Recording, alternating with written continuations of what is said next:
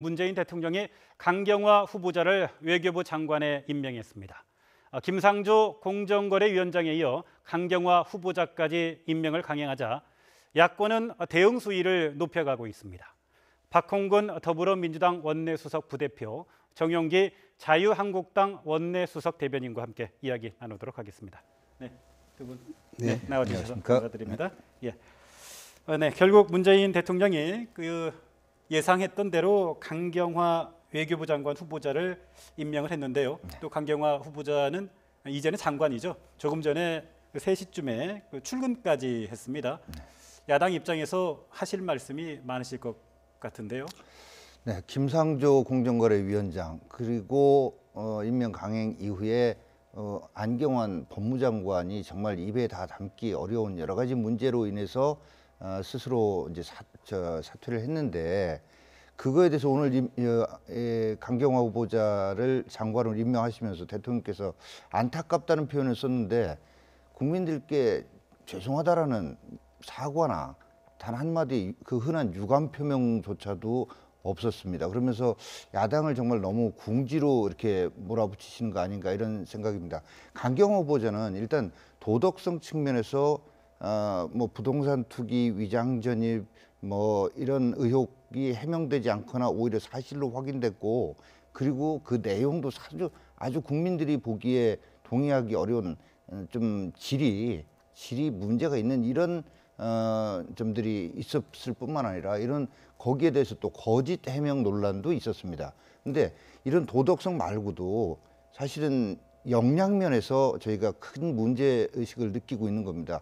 한미 간의 지금 외교 안보 현안들이 경제 문제, 또 그리고 뭐 이 주둔군 분담금 문제, 사드 문제, 이런 여러 현안이 있는데, 이런 부분에 대해서 정말로 경험도 없을 뿐만 아니라 역량이 없다는 것이 청문회 과정에서 대답을 제대로 못하고 써주는 것을 읽는 정도의 수준이었기 때문에 지금 야3당이 다 반대하고 있는 거거든요. 이런 것을 임명 강행한다라는 것은 대통령께서 이건 정말 협치할 의사가 없다. 그리고 저희 당만 반대하는 게 아니라 야3당이 공히 반대하지 않습니까? 이 후보에 대해서는. 그럼에도 불구하고 이렇게 밀어붙이는 이런 적에 대해서 저희는 굉장히 유감스럽게 생각을 합니다. 조금 아까 제가 비상 원내대책 회의를 하다가 정도에 지금 이 방송국으로 왔습니다만은, 내일 저희가 또 비상 의총을 열어서 이것에 대한 대응 방안과 수위를 논의를 할 생각입니다. 반면에 집권 여당인 민주당 입장에서는 한미 정상회담을 목전에 두고 있고, 또 강경화 장관의 경우에 국제적인 외교 역량이 이미 확인이 됐고 검증이 됐다라고 이런 생각들을 하고 있는데요. 하지만 지금 뭐 야권의 입장을 들었습니다만 그래도 너무 강행한 것 아닌가라는 지적이 나올 수 있는데요. 어떻게 보십니까? 임명권자인 대통령의 입장에서는 절차를 다 이행했다고 저는 보고 있습니다. 아시는 것처럼 강경화 또는 지난번 김상조 후보자의 경우 야당에서 먼저 어떤 후보는 안 된다라고 인사청문을 하기 전부터 이미 그렇게 선제적으로 결정을 하고 접근하다 보니까 지금 이 상황이 저는 꼬였다고 보는 겁니다. 김상조 후보자도 마찬가지였습니다만은 이번 강경화 후보도 오히려 초기에 부정적 여론이 인사청문을 거치면서 오히려 다수의 압도적인 우리 국민들이 적합하다라고 여론이 돌아선 거 아닙니까? 그것은 두 가지라 생각합니다. 하나는 결국은 반기문 전 유엔 사무총장을 포함해서 역대 이명박, 김대중, 노무현 대통령 시절의 외교부 장관들이 다들 자질과 능력이 충분하다라고 보증을 해주시지 않았습니까? 그리고 인사청문 과정을 거치면서 제기됐던 의혹들이 많이 해소된 것이죠. 국민을 이기는 정치가 있을 수 없고, 그런 측면에서 우리는 당장 지금 외교부 장관으로서 한미 정상회담 나아가서는 우리 그 G20 이런 회담 때 정말 대통령만 나가고 야전 사령관이라고 할 수 있는 외교부 장관 없이 어떻게 그런 정상회담을 통해서 국익을 극대화할 수 있겠습니까? 그런 점에서 충분히 대통령께서는 야당에 촉구를 했고 우리 여당도 설득을 해왔습니다만은 부득이 그 절차를 이행할 수밖에 없었고, 지난 이명박 정부 때 17명, 그리고 박근혜 정부 때 10명이 인사청문 경과보고서가 채택되지 않았음에도 불구하고 그렇게 임명을 하지 않았습니까? 그런 전례에 비해서는 뭐 그걸 단순히 수치로만 비교할 수는 없습니다만은 충분히 국민 여론이 압도적으로 우위에 있기 때문에 저로서는 국익 차원에서 불가피한 선택이었다, 이렇게 보고 있습니다. 그렇게 보시는군요. 자유한국당은 야 3당 가운데 가장 강력한 반대 의사를 표명을 했었죠. 청와대가 임명을 강행할 경우에 국회 일정을 보이콧하겠다라고까지 얘기를 했는데요.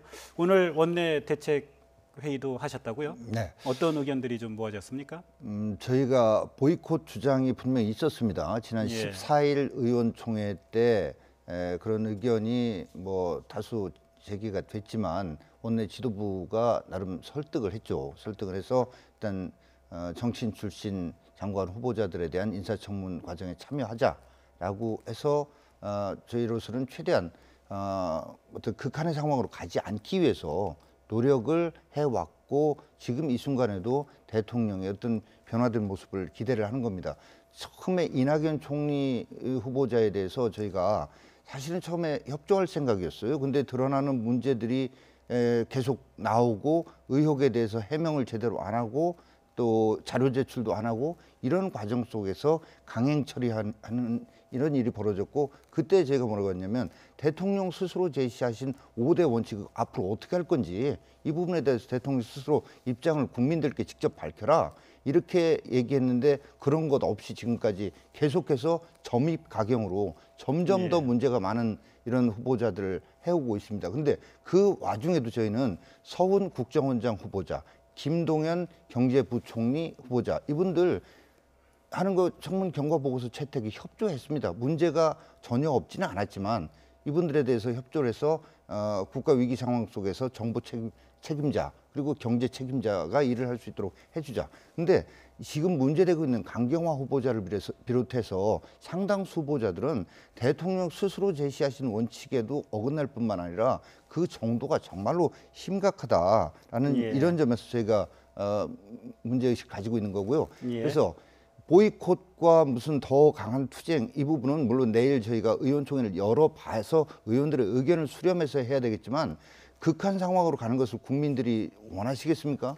자 그렇다고 한다면 일방적으로 야당한테 양해하라 협조하라 하는 협치가 아니라 대통령 스스로도 본인이 제시하고 본인이 어기고 있는 5대 원칙 앞으로는 어떻게 할 건지에 대해서 입장 정리도 해야 되고 그리고 정말 문제가 심한 후보자들에 대해서는 앞서 박근혜 정부, 이명박 정부 말씀하셨는데 물론 청문 경과 보고서 채택이 안 됐는데 임명한 경우도 있었지만 이런 정도로 문제가 제기되면은 지명 철회를 하거나 자진 사퇴한 경우도 10여 건에 해당된다. 그런 부분들도 좀 같이 보고 이번에 인사 운영을 했으면 합니다. 강경화 장관 임명과 관련해서 여야의 입장이 이렇게 엇갈리고 있는데요. 그렇다면 민심은 어떻게 보고 있는지 일단 그래픽 한번 보시겠습니다.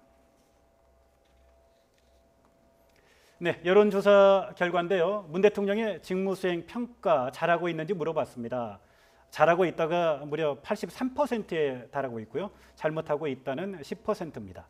의견을 유보한 것도 7% 정도 됩니다. 정당 지지율입니다. 민주당에 대한 지지율이 50%에 달하고 있습니다. 자유한국당 10%, 국민의당 7%, 바른정당 5%, 그리고 정의당 7% 이렇게 조사가 됐습니다.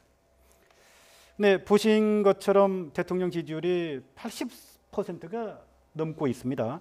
정당 지지율도 민주당이 압도적으로 넘고요. 이런 상황에서 청와대 인사에 대해서 야권에서 계속적으로 반대할 경우 여론의 부담이 만만치 않을 텐데요. 정치를 하는 입장에서 여론 당연히 신경 써야 되죠. 그러나 여론 정치, 여론조사 정치를 하지 않고 의회를 둬서 의회 정치, 대의 정치를 하는 이유가 다 있는 거 아닙니까? 전 세계 모든 나라가. 그런데 의회를 무시하고 그냥 여론조사 숫자만 들이대면서 독선, 독주한다면 역대 역사상의 어떤 정권도 그 끝이 불행했었다라는 점 말씀드리고 싶고 자 집권 초기에 이 여론조사는요 대통령이 잘해주기를 바라는 국민의 기대감도 반영된 겁니다. 여기에 취해서 독선 독주하라는 게 국민의 뜻이 아닐 것이다라는 말씀을 드리고 싶고 그리고 대통령께서 지난번에도 그렇잖아요. 국회에 오셔가지고 인사와 관련해서 국회 당부와 협조와 이런 말씀은 일치 안 하셔도 끝나고 저희 당 의석까지 오셔서 악수는 청했어요. 이런 어떻게 보면 보여주기식의 쇼통하시는데 능하신데 여기에 열광하는 이 현상도 우리 사회에서 한 번쯤 생각해 볼 문제가 있다. 그다음에 예. 이 여론조사가 말이죠. 이번에 강경화 후보자도 예, 알겠습니다. 처음에 이런 거죠. 처음에 청문회가 끝난 직후에는 부정적인 여론이 더 높았어요. 그런데 예. 이런저런 사람, 이런저런 단체가 나서서 갑자기 과거에 볼 수 없었던 일입니다. 지지 선언을 막 해대요. 그러고 여론조사 결과가 바뀝니다. 근데 설문도 보면 이래요. 야당이 반대할 경우에 대통령이 강행 임명하는 것에 대해 어떻게 생각하느냐. 이게 아니라 반대로 여야 합의가 안 됐는데 대통령이 임명을 강행한다면 어떻게 생각하십니까? 라고 묻는다면 결과는 예. 달라졌을 것이다. 이렇게 어떻게 보면 좀 마사지된 여론조사라고 의심이 드는 이런 여론조사 결과를 내밀면서 강행하는 것, 독선하는 것은 옳지 않다 이렇게 봅니다. 예, 뭐 설문 문구까지 이렇게 이제 문제 제기를 해 주셨는데 사실은 뭐 부담은 뭐 집권 여당인 민주당도 마찬가지 상황이죠. 김상조 공정거래위원장에 이어서 강경화 후보자까지 야권이 반대하는 인물에 대한 장관 임명 이번이 두 번째인데요. 이게 문제는 지금 여소야대 정국이기 때문에 여당인 민주당 입장에서 야권의 협조를 구하는 것도 굉장히 중요한 문제이지 않습니까? 그렇기 때문에 협치는 협치대로 또 인사는 인사대로 이 두 마리 토끼를 잡기 위한 좀 비책이 있어야 할 것 같은데요. 저희가 이제 그동안 야당에 누누이 이제 강조한 부분이 바로 그 부분입니다. 그래서 지난 청와대에서 대통령께서 아마 대통령이 그 취임을 하고 나서 그 빠른 시일 내에 야당까지 포함된 원내대표를 불러서 그렇게 회담을 하고 협치에 대해서 서로 합의를 본 적이 없었을 겁니다. 그래서 예. 저는 그게 단순히 대통령께서 무슨 보여주기식에 능한 분이 아니라 이분 말 그대로 저는 원리 원칙적으로 가고 있다 봅니다. 예. 거꾸로 얘기를 하면 민의의 정당을 국회라고 얘기를 합니다. 국민의 뜻이 가장 우선시되는 곳이 바로 국회인 겁니다. 국민 뜻을 거역하는 그런 정치는 설 자리가 없어야 되는 것이죠.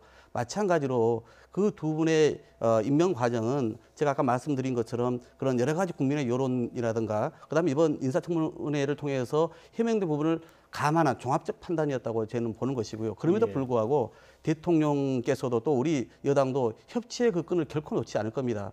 단순히 여소 야대의 문제가 아니라 워낙 지금 엄중한 상황 아닙니까? 안보와 민생의 유기 측면에서 그런 점에서 야당의 협조는 필수 불가결한 요소입니다. 그런 점에서 저희는 대통령께도 우리 국민들과 소통을 잘하시는 만큼 야당과도 더욱 소통에 주입사하는 그런 요청도 저희는 끊임없이 드릴 것이고요. 마찬가지로 야당에서도 지금 저는 지금의 형국이 마치 그냥 단순히 손목 잡기를 해서도 좀 부족할 형편에 발목 잡기를 넘어서 아예 빠떼로까지 하고 있는 거 아니냐 이런 지금 평이 나오고 있는 거거든요. 그래서 대승적으로 이게 절차는 절차대로 이행을 하면서 그 안에서 따질 건 따지는 게 맞다. 그래서 추경은 추경대로 예산은 그리고 정부조직법은 법대로 그리고 인사는 모든 사람을 서로 엮어서 가지 말고 각각 개별적으로 적격 부적격을 판단하는 것이 인사청문 제도의 취지 아닙니까? 그렇게 원칙적으로 가달라는 것이 대통령의 뜻이기도 하고 저희 여당의 뜻이기도 합니다. 예. 자, 지금 말씀은 당장- 협치를 예. 얘기하시는데요. 예. 협치를 하려면 서로 간의 의견이 다르면 중간 지점 어디에선가 만나야 되는 거 아니겠어요. 근데 예. 일방적으로 양보 양해만을 구하면서 협치해달라고 그리고 협치 안 된다고 이거는 국민 뜻을 어기는 거다라고 하면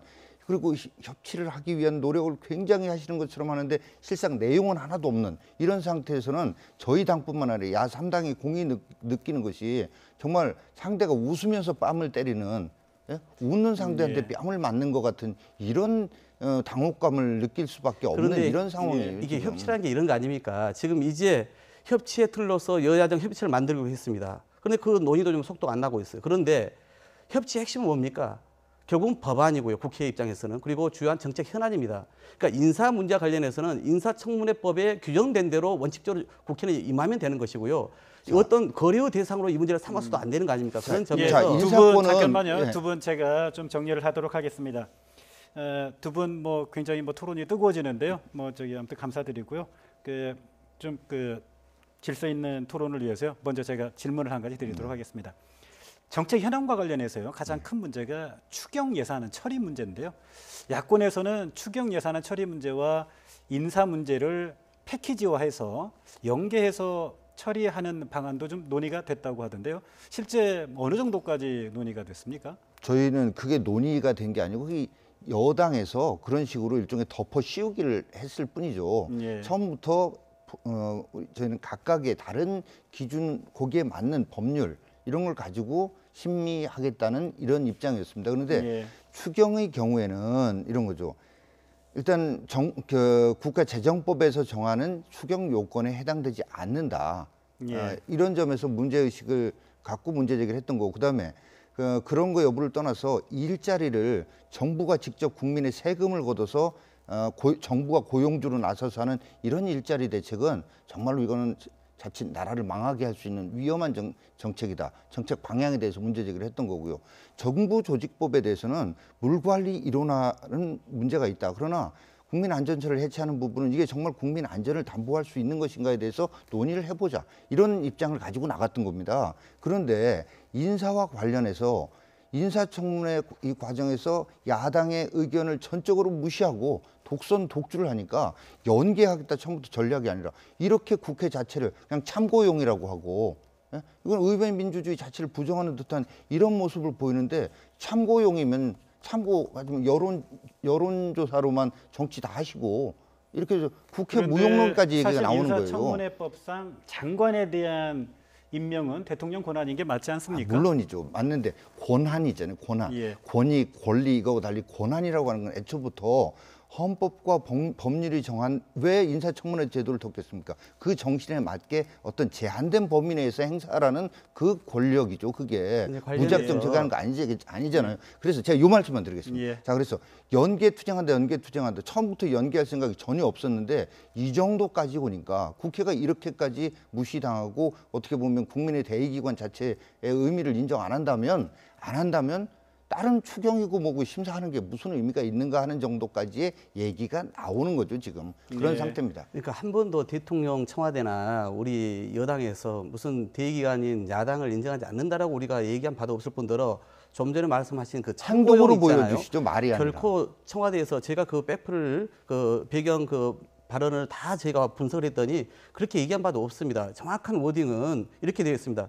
인사청문회는 대통령이 미처 검증하지 못한 부분이 있는지를 보고 근본적 하자가 있다면 인사권을 처리할 수도 있지만 결정적 하자가 없다면 참고하도록 하는 거다. 이렇게 얘기하는데 앞부분 다 생략하고 참고용이라는 부분만 지금 되게 공세를 펴고 있는 거고요. 그리고 이제 질문하신 부분을 제가 말씀을 드리는데 역대 정부를 제가 살펴봤습니다. 박근혜 정부 때 추경이요 3번 있었습니다. 그중에 2번은 국회에 제출된 지 한 9일 또는 10일 만에 예결위 상정이라도 됩니다. 그리고 보통 18일 만에 또 19일 만에 본회의까지 처리가 돼요. 그런데 지금은 12일째 됐는데 아예 상정 자체를 좀 맡고 있지 않습니까? 또 정부조직법도 마찬가지입니다. 이번에 대통령께서야 많은 계획을 하고 싶지만은 야당의 어떤 협조를 구하기 위해서 협치 차원에서 최소한 그런 법안을 냈습니다. 그러면 우선 상정해서 심사라도 해야 될 거 아닙니까? 근데 심사도 아예 거부를 하면서 그 일정도 안 잡아주면서 바깥에서는 이게 문제다 저게 문제다 얘기를 하는 거예요. 그러니까 저희가 보기에는 실질적으로 한두 명의 인사청문 문제를 가지고 법안도 예산도 나머지 국무위원 후보자의 문제까지 다 엮어서 가고 있기 때문에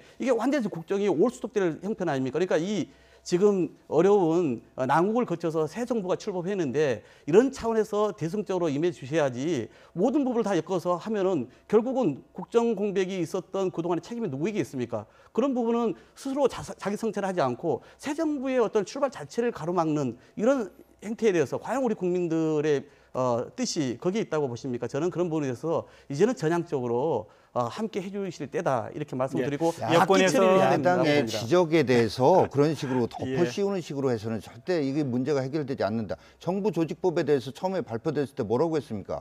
우리 정우택 원내대표가 이런 얘기를 했어요. 자, 대통령이 정부 조직 개편을 최소화하려고 하는 것을 높이 평가한다. 그래서 그 부분 심의하려고 했던 거 아니에요. 추경 국가재정법상 요건에는 해당이 안 되지만 심의할 수 있었어요. 그러면서 일자리를 이런 식으로 만드는 게 맞냐 진짜 이게. 이럴 수 있었는데 인사 문제에 있어서 뭐 한두 명이라고 그러는데 한두 명이 아니에요. 저희가 볼 때는 정말로 총체적으로 코드에 의한 인사를 하다 보니까 원칙은 어디로 가고 코드만 남아있는 이런 인사를 하고 있어서 문제투성인 인사를 야당이 그러면 입 닫고 가만히 있어야 되겠습니까? 이걸 지적했는데도 불구하고 철저히 무시하고 묵살하는데 그냥 나머지는 다 협조해줘라? 연계가 아니라 만약에 더불어민주당이 지금 야당이라도 이런 식으로 국회가 무시된다면 나머지 국회 의사 일정에 협조할 수 있겠는가? 여든 야든 내일 자유한국당 의원총회가 몇 시에 예정이 되어 있습니까? 제가 지금 저도 지방에 올라서 바로 회의 참석했다 와가지고 정확한 시간 이제 모르겠습니다만 내일 의원총회에서 10시인 걸로 알고 있습니다. 10시. 내일 의원총회에서 인사 문제와 또 추경 예산안과 정부 조직법 개편안 등 정책 현안을 연계할 것인지에 대한 그 의원총회 그 좀 의견이 무엇일까요? 뭐 얘기가 나올 수 있는데 거듭 말씀드리지만 이런 상황 속에서는 어떻게 지금 인사 문제는 인사 문제로 띄고 예. 나머지 추경이나 이 문제에 대해서는 우리가 협조하자 이런 얘기가 나올 수 있겠습니까? 그러니까 강경화 그게 장관 당 내부의 의견이긴 하지만 임명이 강행이 되면서 지금 자유한국당 내 기류가 물론 이제 더 그 강경해진 건 연계하는 분위기 저희들도 쪽으로 알고 있습니다만 돌아가는 이미 것 같거든요. 그 연계는 이미 그 전부터 지금 되고 있다는 얘기를 제가 말씀드린 겁니다. 그러니까 예. 저희가 역대 정부, 연계하지 않았어요. 박근혜 정부 초기에도 우리는 추경은 일단 상정하고 그러니까 국회가 왜 법을 정합니까? 왜 절차를 규정합니까? 절차 안에서 논쟁하자는 거 아닙니까? 여의 주장이 있고 야의 주장이 있을 수 있거든요. 그 안에서 문제점을 보완하자는 것이 합의 정신이고 협치의 기본 아니겠습니까? 그런데 아예 절차 자체를 이행하지 않는 거 아닙니까? 인사청문 문제 가지고 한두 명 후보 문제를 가지고 나머지를 다 지금 싸그리 묶어놨으니 한치도 지금 못 나가고 있는 거거든요. 그러니까 그런 점에서 저희는 법이 정한 절차가 정한 대로 우선은 예산은 예산대로 심사에 임해 주시고 그러면서 문제가 있는 것은 삭제하거나 또 수정하면 될 거 아닙니까? 그리고 또 마찬가지로 정부조직법도 최소한 제출했기 때문에 그 절차만큼은 임해 달라는 게 국민의 뜻이다. 이 말씀을 제가 반복해서 드리는 그러니까 겁니다. 예. 저도 반복 똑같은 얘기가 돼요. 연계는 안 된다는 게 예. 이제 여권의 아니 주장인데요. 그러니까 똑같은 얘기. 연계 전략을 처음부터 짜고 한 게 아니다. 그런데 사람 살아가는 일이 이러잖아요. 이 문제 가지고 첨예하게 감정이나 뭐 의견이 충돌돼 가지고 저쪽에서 제 의견, 제 모든 것이 이렇게 묵살되고 있는데 다른 문제를 가지고 하자고 하면 이게 제대로 풀려나갈 수 있겠는가. 그러니까 바로 여당에서 인사 문제에 있어서 저희가 야 3당이 얘기하는 게 틀립니까? 대통령 스스로 제시하고 대통령 스스로 어기고 있는 5대 원칙 어떻게 할 건지에 대해서 사과하고 입장을 밝히고 거기에 심각하게 문제되는 후보자들에 대해서 지명을 철회하는 이런 성의를 보이면 나머지 문제가 저절로 풀려나갈 것 아니겠는가. 이런 말씀 드립니다. 오늘 대통령이 강경화 장관을 임명하면서 임명하게 된 배경을 여러 가지 얘기를 하지 않았습니까? 그런 정도의 설명으로는 부족하다고 보는 건가요? 저희뿐만 아니라 정말로 언론에서도 지적하는 부분이고요. 예? 뭐 무슨 전 언론은 아닐지 모르지만 많은 언론에서 지적하고 있는 게 강경화 후보자의 여러 가지 문제점과 그 문제를 해명하는데 해명이 되지 않는 이런 점들 그리고 거짓말, 의혹 문제 이런 것들 다 지적을 하고 있는데 아무 문제 없다, 멋있고 당차다 이래가지고 임명을 강행하면 되겠느냐 이런 거죠. 근데 그동안 대통령께서 이미 비서실장 통해서 국민들께 사과와 현실적인 어려움을 호소한 바가 있고요. 대통령께서 직접 또 양해를 구한 바가 있지 않습니까? 그러니까 어떤 시점을 정한다든가 아니면 그게 중대성, 고의성, 반복성이 있는다든가 이렇게 해서 그것은 지난번에 여야 원내대표끼리도 합의가 된 거 아닙니까? 새로운 검증의 어떤 기준을 국회에서부터 만들어 보자. 그리고 청와대는 청와대로 지금 더 그것을 엄격히 하겠다는 거 아닙니까? 그러니까 저는 야당에서 만약 대통령이 그동안 언급한 부분이 좀 미흡하다 하면 그 부분을 일관되게 요구하시면 되는 거예요. 그런데 그 요구가 아니라 지금 장관 후보들 제가 보기에는 역대 어떤 시기보다 엄격하게 검증하고 있는 건 사실이에요. 그러나 대통령 5대 원칙에 그게 반하지 않냐가 지금 야당의 주장이기 때문에 그 부분을 계속 더 요구하고 더 세밀하게 들여다보자 이겁니다. 그러나 기본적으로 절차는 지키면서 그러면서 이것은 각 사안별로 접근을 해야 되는 것이지 이렇게 가서는 제가 보기에는 새 정부가 출발도 제대로 못하면서요. 결국은 되게 어려워지는 것을 그 국민 누가 원하겠습니까? 그러니까 저는 그렇게 원칙적으로 이제는 좀 야당에서 임해 주실 것을 저는 촉구드릴 수밖에 없습니다. 역대 어느 정권보다도 높은 기준으로 검증하고 있다는 얘기에 대해서는 아마 더불어민주당이나 문재인 대통령 지지자들조차도 실소할 거라고 생각을 하고요. 대통령께서 직접 국민들께 몇 번에 걸쳐서 강조하고 원천 배제하겠다. 이전 정권들하고 다 그건 적폐인데 나는 이렇게 깨끗하게 하겠다라고 하신 그런 약속이니까 직접 하셔야 되는데 수석 보좌관 회의에서 간접적인 화법으로 얘기하신 거에 대해서 국민들 다 알고 계신 건데 그걸 대통령이 직접 해명했다고 하면 그 동의하겠습니까? 예. 강경화 후보자의 장관 임명을 강행한 이상 또 한 가지 저희들이 예측할 수 있는 게 그 불똥이 다른 장관 후보자들에게도 좀 미칠 수 있겠다라는 생각이 좀 들거든요. 아마 뭐 야당에서는 지금 김현미 그 장관 예. 후보자의 임명 그 경과 보고서를 채택하지 않는 것도 아마 그걸 염두에 일단 둔 유보는 됐죠. 포석이 예. 아니었나 이렇게 저희는 봅니다. 그런데 저희는 이게 각각 장관 후보자를 포함한 국무위원들의 인사청문 제도를 도입한 이유가 무엇입니까? 그 사람의 그 해당 업무에 적격인지 아닌지를 국민의 어떤 눈높이와 법률적인 근거를 가지고 해보고 나서 그리고 나서 판단하라는 거거든요. 그동안 예. 역대로 보면 경과보고서 같은 경우에 적격과 부적격을 변기한 경우가 많았습니다. 그러고 나서 그것을 가지고 국민의 여론이라든가 또 임명권자의 어떤 그 정부적인 판단에 의해서 최종적으로 결론이 난 방식이었거든요. 근데 예. 이번에도 마찬가지로 그렇게 지금 보고 있는 거 아닙니까? 그러니까 저희는 무조건 다 해달라는 얘기 아닙니다. 앞으로도 국무위원 중에서 국민의 부정적 여론이 많고 우리 여당도 동의하기 어려운 후보자가 있다면 우리가 앞서서 그것은 청와대에 건의를 할 겁니다. 그렇지만 그냥 한두 명의 문제를 가지고 나머지를 다 싸잡아 가는 것은 그건 원칙이 아니기 때문에 제가 지적을 하는 겁니다. 김영미 후보자에 제가 대해서 마지막 많이 얘기 질문을 나왔으니까. 두 분에게 네. 마지막 질문을 한 가지씩 드리고 오늘 시간 관계상 대담을 좀 정리를 해야 될 것 같은데요. 제가 드리고 싶은 마지막 질문은 그겁니다. 두 분 다 공감을 하시는 것 같은데 국회 인사청문, 인사검증에 과거부터 계속 뭐 엄격해져 왔죠. 그런데 최근에 그 눈여겨볼 만한 대목이 왜 그렇게 국회의원 출신 장관 후보자들에게는 좀 물은지. 국회의원 출신 장관 후보자가 지금 낙마한 적이 있습니까? 낙마한 적이 없거든요. 도대체 왜 그런 겁니까? 뭐 흔히들 얘기하기를 국회의원들은 선거를 거치면서 검증됐고 그 검증 과정에서 또 낙선으로 걸러지기 때문 아니겠는가. 그리고 상대적으로 또 관료 출신들이 통과율이 높습니다. 예. 관료 출신들은 내가 언젠가 장관할 수도 있다라는 생각을 가지고 스스로 자기 관리를 해온 측면도 있는 거죠. 근데 이 문제와 관련해서 좀 말씀드리자면 앞서 김현미 후보자에 대해서 저희가 강경화 이 문제 때문에 거는 게 아니고요. 예. 이렇잖아요. 김부겸, 도종환, 김영춘 후보자에 대해서는 동의를 했잖아요. 예? 그런데 김현미 후보자는 인사청문을 해보니까 선거법 위반, 뭐 그다음에 세금 탈루, 논문 표절 이런 것들이 드러났고 의혹 면에서도 부동산 투기 의혹, 뭐 배우자 특혜 취업 의혹이 드러났고 또 불법은 아니라 하더라도 여동생을 보좌진으로 채용했던 문제 이런 것들이 드러났으니까 그렇다고 저희가 완전히 저기는 아니고 논의를 이거 좀 더 해봐야 되겠다 이런 것들이 그래서 두 가지 면에 대해서 앞서 우리 박 의원님 지적에 대해서 답변도 되는 거고 앵커께서 예. 말씀하신 것에 대해서도 정치인 출신이라고 해서 그냥 넘어가는 것이 아니라 이렇게 들여다보자 이겁니다. 네. 이중자 때는 아니라는 네. 말씀이신 거죠? 예. 예, 저도 뭐 거기에 대해서는 마찬가지로 생각합니다. 사전 그렇게 공직자로서의 여러 번 검증의 과제를 거치다 보니까 그런 점에서 여느 후보보다 자기 관리가 철저한 부분이 분명히 있는 것은 사실이죠. 그리고 뭐 저는 이제 김현미 후보에 대해서는 대부분이 의혹적이었지만 대부분 뭐 해명된 부분들이 많기 때문에 야당 안에서도 월요일은 좀 처리해줘야 되지 않냐는 여론이 많다는 것을 말씀드리고요. 그리고 인청 제도와 관련해서는 우리가 이게 이제 국무위원 제도가 2005년도에 도입됐는데 이건 좀 바꿀 필요가 있다. 이것은 그동안 야당 안에서도 주장해온 바입니다. 그래서 이 도덕성 검증은 비공개로 사전에 이렇게 하고 말 그대로 장관으로서 국무위원으로서의 어떤 자질과 능력 중심의 그런 검증으로 바꾸는 문제를 이제는 이번 국무위원부터 저는 뭐 도입하자는 얘기는 아닙니다. 그래서 우리가 이때 국민들 그런 여론을 감안해가지고 이제는 본격적인 논의에 착수할 때다 이렇게 보고 있습니다. 네. 그거를 위해서 대통령께서 결자 해지하는 게 한번 있어야 그 다음으로 나갈 수 있다. 인사청문회 제도 개선 문제도 예? 예. 이런 말씀입니다.